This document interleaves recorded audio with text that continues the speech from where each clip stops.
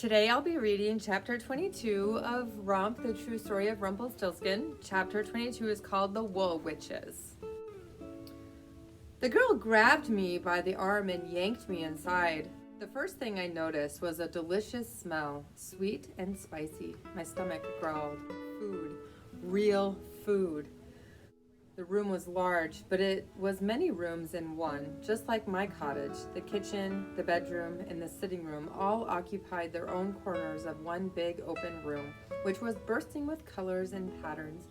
Sunlight poured in from 3 tall windows, their curtains intricately embroidered with vines, birds, and blossoms. 4 chairs circled a big oak table. They were painted in bright blue, violet, yellow, and green, and each was built in its own unique style and shape, as if they had been designed for very different people. A large bed took up an entire wall and was covered with a blanket woven in rich rainbow colors. The room seemed to hum as if it were alive. "Now, what is your name?" the girl asked. "No, let me guess. I love guessing names." She put her fingers to her mouth and studied me. She was maybe just a few years older than me, and pretty, with black curls all around her face and eyes, as green as new spring grass. "Your name is..." "Herbert! No, you don't look like a Herbert." "Bertram? No, you don't have the right aura for that." "Ooh, tricky, something unusual, one of a kind, I think." "Zelgamir? Woldenech? Rolfando?" "Ida, who is it?" said a voice coming through a small doorway to the right. Another woman entered who looked very much like the girl, but older. She had gray streaked in her black hair and lines around her mouth and eyes. When she saw me, she froze. "Oh my!" The woman closed her eyes and took a deep breath and then opened them again. "What is it, sister?" said Ida. "Hadel, come here," the older woman shouted. Another woman came hobbling in. This one looked more like a witch to me. She wasn't so old, but she was hunched, and she had a cane, and one foot was turned in. Her face was lopsided, one eye squinting while the other was wide. Her mouth was pinched and cross, but when her big eye was level with mine, her expression softened, and her mouth hung open. "Do you see it?" said the second woman. "See what?" said Ida. "Anna," said the lopsided witch.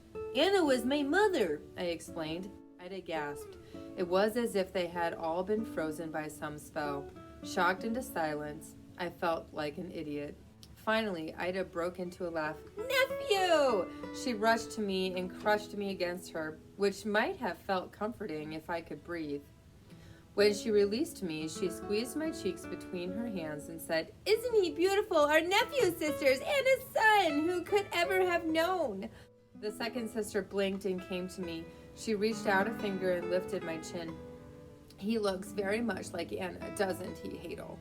Hadel finally broke from her stupor as well, but she didn't come to me. She paused, looking me over with her big eye, and then grumbled, "I don't see it as something to rejoice over." She hobbled out of the room. Ida's cheerful face fell, and her older sister looked at me with a suspicious frown. This was a mistake. They didn't want me here. I shouldn't have come. I took a step back, but Ida caught me by the shoulder. "Oh, don't mind Hadel, dear nephew," said Ida. "She has always been crabby. This is Batilda. We are so glad you came to us. You may call me Auntie Ida. Come and have Ida, we know nothing of the boy," Batilda cut in. "Where he came from, how he found us, or even what his name is." "His name?" Ida's face darkened. "I've been unable to guess it. So curious. I'm usually spot on." I looked between them. I was so tired. The idea of trying to explain my name and everything else overwhelmed me. I didn't really want to see the look on their faces. "My name is Robert." Batilda furrowed her brow, confused. "Well," said Ida, looking disappointed, "I never would have guessed that." "How is it that you found us, Robert?" asked Batilda. "I asked in the village about my mother. Nobody remembered her, but when I asked about spinning..." Batilda stiffened, but nodded. "They must know about my mother's spinning." "Oh, but come eat cake and see what we are making." Ida dragged me through a small corridor leading to another room, but Hadel barred the doorway with her walking stick. "You're filthy," she growled. "Hadel, Robert is our nephew and our guest." Hadel's big eyes looked me up and down, and I felt that she could see every secret I held. Robert, you'll take a bath before you set foot in here. You look like you grew from dirt. The bathtub was in a corner of the kitchen. Matilda poured hot water in the tub and held out soap and a brush to scrub myself. Then she and Ida left the room through the doorway where Hadel had gone.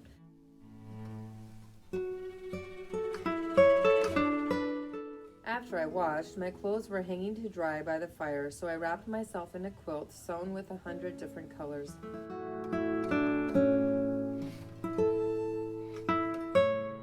I made that, said Ida when she returned. Do you like it? How do you get so many colors? I asked, brushing my hands over the intricate patterns. It's all in the fingertips. Wait until you see what I'm working on now.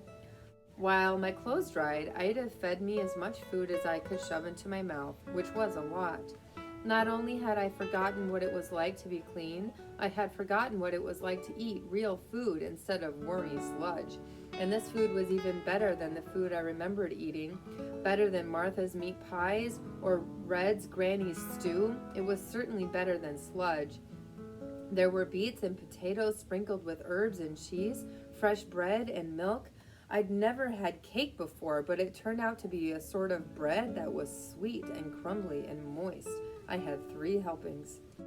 I was feeling rather sleepy after I ate, especially when I put on my warm, freshly cleaned clothes, but Ida had other ideas. She pulled me into the other room, where Hadel and Matilda were.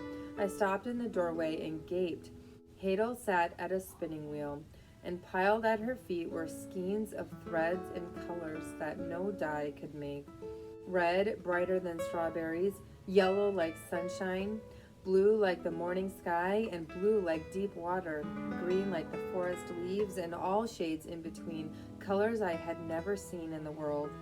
Matilda was knitting what looked like a shawl, creating a fluid and intricate pattern with Hadel's rich threads. She worked with such speed and rhythm, her fingers and knitting needles became a blur. But what amazed me the most were the tapestries. Every inch of the walls was covered with bright pictures full of life. A white unicorn in a field of orange poppies, dancing princesses, a knight shielding the red fire of a dragon, a maiden in a tower. In the middle of the room was a big loom strung with varying shades of threads. Ida went and sat behind the loom, moving her hands across the strings, weaving her threads in and out and around each other. As she drew the fibers together, they created vibrant pictures, birds and pixies and flowers, and they were so lifelike they seemed to breathe and move as if in a gentle breeze. Surely this was magic, magic like how I spun the gold and how my mother had.